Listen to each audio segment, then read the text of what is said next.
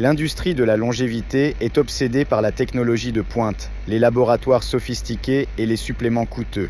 Mais que se passerait-il si les protocoles les plus puissants pour optimiser notre santé et ralentir le vieillissement se trouvaient dans les pratiques ancestrales des zones bleues, ces régions du monde où les centenaires prospèrent naturellement?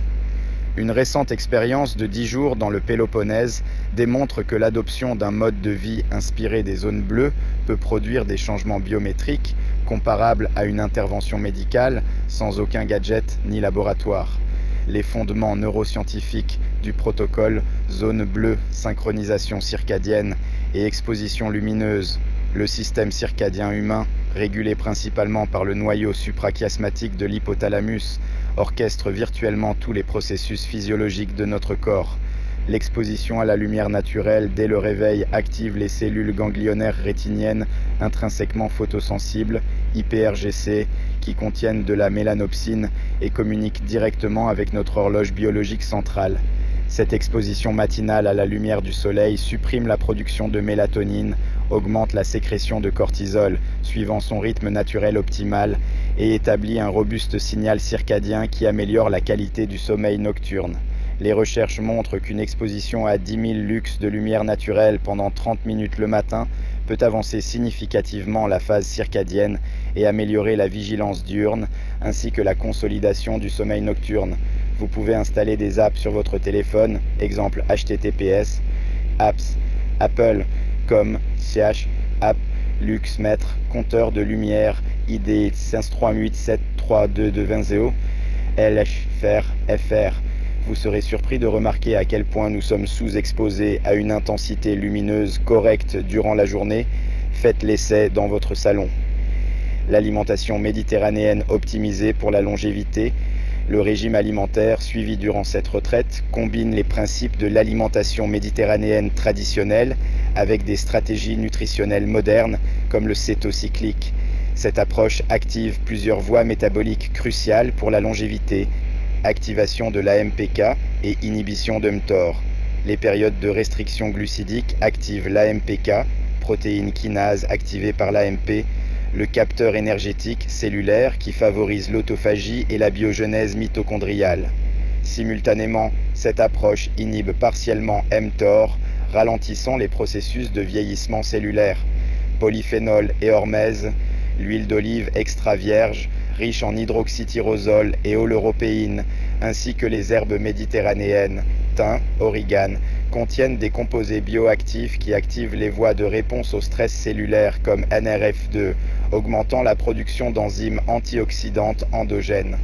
Oméga 3 et neuroplasticité, les anchois et poissons gras consommés quotidiennement apportent des acides gras oméga 3, EPA et DHA, essentiels pour la fluidité membranaire neuronale, la neurogenèse hippocampique et la résolution de l'inflammation. Mouvement naturel et escalade. Au-delà de l'exercice conventionnel, l'activité physique pratiquée, 12 000 plus pas quotidien combinée à l'escalade, active des mécanismes physiologiques multiples. Biogénèse mitochondriale. L'exercice d'endurance modérée active PGCIA, le régulateur maître de la biogenèse mitochondriale, augmentant la densité et l'efficacité des mitochondries musculaires. Neuroplasticité induite par l'escalade. L'escalade combine coordination complexe, résolution de problèmes et gestion de la peur, stimulant la production de BDNF, facteur neurotrophique dérivé du cerveau, et favorisant la neurogenèse dans l'hippocampe et le cortex préfrontal. État de flow et régulation du stress.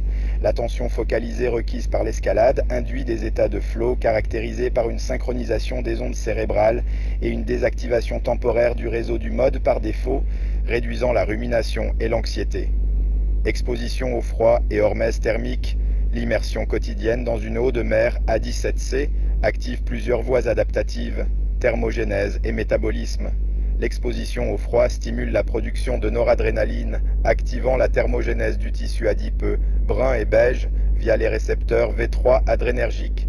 Cela augmente la dépense énergétique et améliore la sensibilité à l'insuline. Réponse hormonale. Le stress thermique aigu augmente les niveaux de norépinéphrine jusqu'à 200 ou 300 per 100, améliorant la vigilance, l'humeur et la résilience au stress. La libération subséquente de dopamine peut persister plusieurs heures. Adaptation mitochondriale. L'alternance froid-chaleur, mer froide-soleil, crée un stress mitochondrial contrôlé qui améliore l'efficacité de la chaîne respiratoire et augmente la production d'ATP. Connexion sociale et neurobiologie, le temps passé en connexion authentique avec famille et amis active des circuits neuronaux cruciaux pour la santé. Système ocytocinergique, les interactions sociales positives libèrent de l'ocytocine qui réduit l'activité de l'axe hypothalamo-hypophyso-surrénalien, HHS, diminuant les niveaux de cortisol chronique et l'inflammation systémique. Théorie polyvagale, l'engagement social active le système nerveux parasympathique via le nerf vague, améliorant la variabilité de la fréquence cardiaque, VRC, et la régulation émotionnelle. Les relations sociales pèsent peut-être plus dans la balance que de fumer. Regardez le schéma ci-dessous.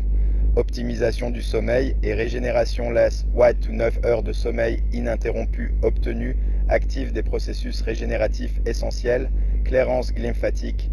Durant le sommeil profond, le système glymphatique élimine les déchets métaboliques du cerveau, incluant la bêta-amyloïde, réduisant le risque neurodégénératif. Sécrétion d'hormones de croissance. Les ondes delta du sommeil profond stimulent la libération pulsatile d'hormones de croissance, essentielles pour la réparation tissulaire et le maintien de la masse musculaire. Consolidation synaptique.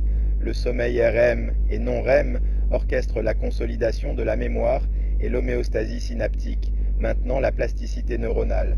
Supplémentation stratégique minimale magnésium, cofacteur de plus de 300 réactions enzymatiques. Le magnésium est crucial pour la production d'ATP, la synthèse protéique et la régulation du GABA. Sa supplémentation améliore la qualité du sommeil en modulant l'activité du récepteur NMDA. Créatine.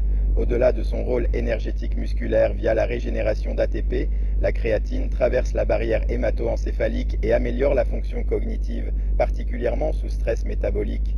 Analyse des résultats biométriques. Les changements observés reflètent des adaptations physiologiques profondes. Réduction de 10 mmHg de la pression systolique indique une amélioration de la fonction endothéliale et une réduction du tonus sympathique, médiée par l'augmentation de la production d'oxyde nitrique et la réduction du stress oxydatif. Augmentation de 35 mm de la VRC nocturne témoigne d'une amélioration de l'équilibre autonome et d'une réduction de l'inflammation systémique, prédictive d'une meilleure résilience au stress et longévité. Amélioration du score de sommeil de 85 à 93. Reflète l'optimisation de l'architecture du sommeil, avec probablement une augmentation du temps passé en sommeil profond et une meilleure efficacité du sommeil. Réduction de la masse grasse de 9% à 6% avec gain musculaire. Démontre une amélioration de la composition corporelle via l'activation de voies métaboliques favorisant la lipolyse et la synthèse protéique musculaire. Ce protocole de zone bleue modernisée illustre comment l'intégration de pratiques ancestrales avec une compréhension scientifique moderne peut produire des résultats remarquables en matière de biomarqueurs de longévité. Plutôt que de dépendre exclusivement de la technologie et des interventions pharmaceutiques, cette approche holistique active des mécanismes biologiques fondamentaux de réparation, d'adaptation et de régénération. La clé réside dans la synergie.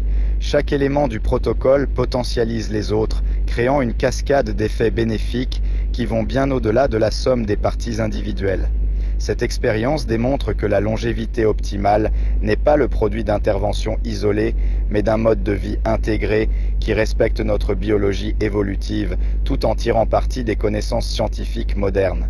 La véritable innovation en matière de longévité pourrait donc résider non pas dans la création de nouvelles technologies, mais dans la redécouverte et l'optimisation de ce que les populations des zones bleues ont toujours su, que la santé et la longévité émergent naturellement d'un mode de vie aligné avec nos besoins biologiques fondamentaux.